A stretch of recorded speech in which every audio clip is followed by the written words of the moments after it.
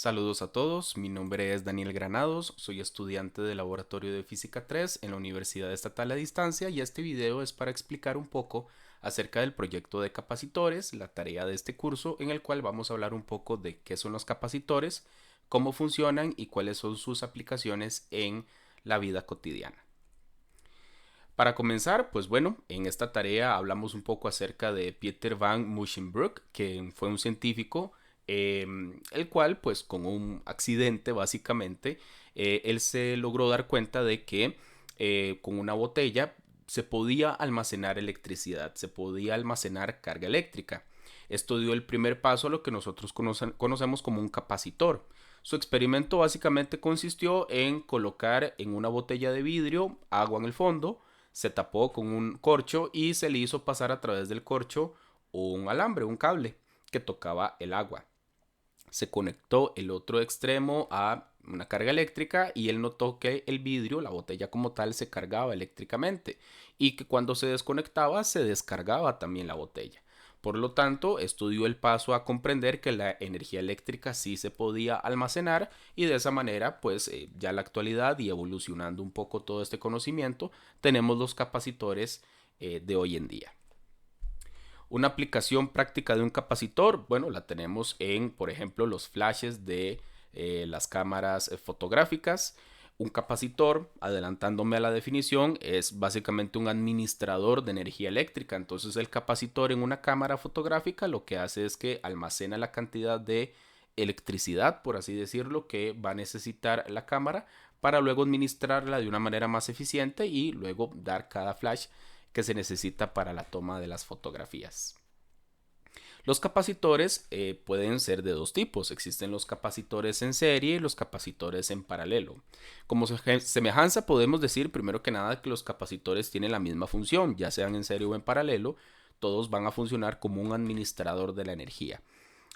Van a almacenarla momentáneamente para luego ser utilizada por el dispositivo. Los capacitores en serie tienen la particularidad de que al estar conectados uno detrás de otro, todos los capacitores del circuito van a tener exactamente el mismo valor de la carga, mientras que los capacitores en paralelo van a tener el mismo valor pero del voltaje, de la diferencia de potencial. ¿Cuál es la relación que hay entre los capacitores y la ley de Gauss? Pues bueno, básicamente de la ley de Gauss se establece o se deduce lo que es la capacitancia, que es básicamente la capacidad que tiene el capacitor, o sea, cuánta energía eléctrica puede almacenar. Como la ley de Gauss establece que el flujo total eléctrico a través de cualquier superficie cerrada es proporcional a la carga eléctrica total dentro de la superficie, podemos ver que de esta relación la magnitud de la capacidad del capacitor va a ser proporcional al área de las placas del mismo, pero inversamente proporcional a la distancia que las separa. Y esto es básicamente la capacitancia del capacitor. Se trabajó con un laboratorio virtual de la plataforma FET Colorado, en la cual pues hay varios capacitores, hay en serie, en paralelo, en el cual se pueden ir viendo pues diferentes capacidades, cargas eléctricas, voltajes y demás, y se puede determinar la funcionalidad y la capacidad de cada uno de los capacitores. Por ejemplo, y para no hacer el video muy largo, voy a explicar lo que se hizo en el punto 3. El punto 3 indicaba que teníamos que acceder a la opción de dos capacitores en serie. Al valor de la fuente se le colocaba una magnitud de 1.5 volts. Al capacitor 1 vamos a ponerle una capacidad de 2 por 10 a la menos 13 faradios y al capacitor 2 un valor de 3 por 10 a la menos 13 faradios. Teníamos que hallar el voltaje y la carga de cada capacitor para luego determinar la carga total del circuito.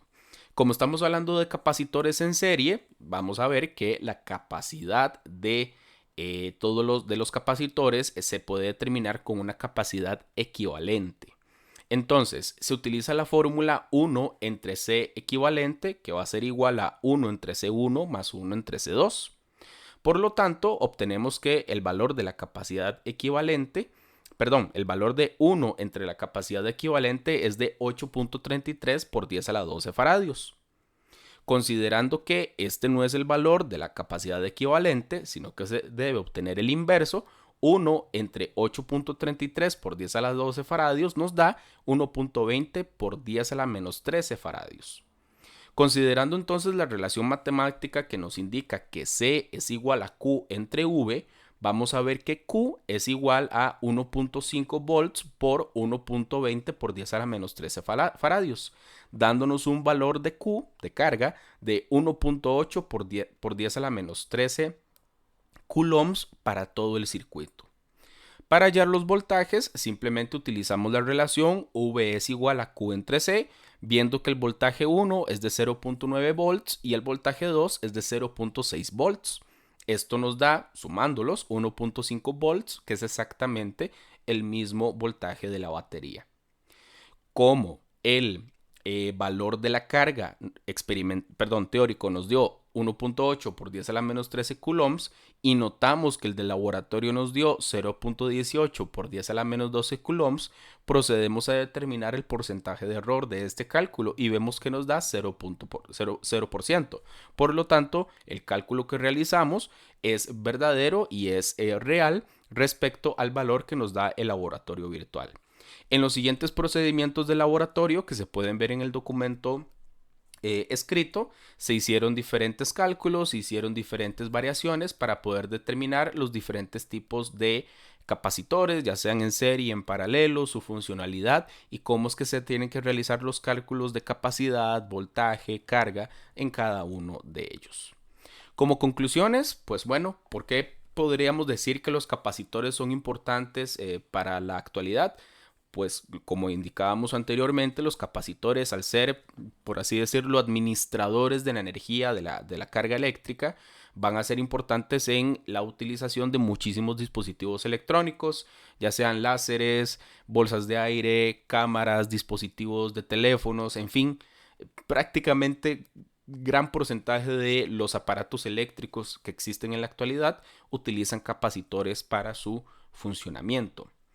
Los capacitores, al consistir en materiales conductores separados por un aislante, es en este aislante o espacio vacío donde se almacena la carga. Esta carga almacenada es la que luego se va a administrar y se va a llevar a todas las partes del circuito en el cual se necesite. ¿Cuál es la relación que existe entre el tamaño y la capacidad de los capacitores? En el punto 1 del laboratorio se tenía que jugar con ampliar o disminuir el área de las placas del capacitor y también separar o acercar la distancia entre esas placas. Nosotros podemos ver y pudimos analizar que en tanto el área de la superficie sea mayor, va a ser mayor su capacitancia. Por lo tanto, entre mayor área haya, vamos a tener mayor capacidad en el capacitor y va a ser más eficiente la cantidad de energía que almacene. Claro, esto depende, ¿verdad?, de los requerimientos del dispositivo en ese caso. Una manera sencilla, una analogía en la cual se podría explicar el tema de capacitores, por ejemplo, para estudiantes de secundaria, pues puede hacerse una similitud con lo que sería un sistema hidráulico, un sistema de agua, ¿verdad? O de fluidos. Podríamos decir que la carga eléctrica sería en realidad la corriente de agua y se puede comparar al capacitor como la bomba de agua de un sanitario, donde nosotros vemos que la bomba de agua al accionarse descarga la cantidad de agua del tanque y luego automáticamente hace que se vuelva a llenar el tanque. De la misma manera, el capacitor es el que administra la cantidad de carga que se va a descargar o que se va a cargar para los requerimientos del dispositivo que se esté utilizando en ese momento. Aquí tenemos algunas referencias bibliográficas y básicamente este fue el trabajo de capacitores para laboratorio de Física 3. Espero que haya sido de su agrado este video y nos vemos en uno próximo. Hasta luego.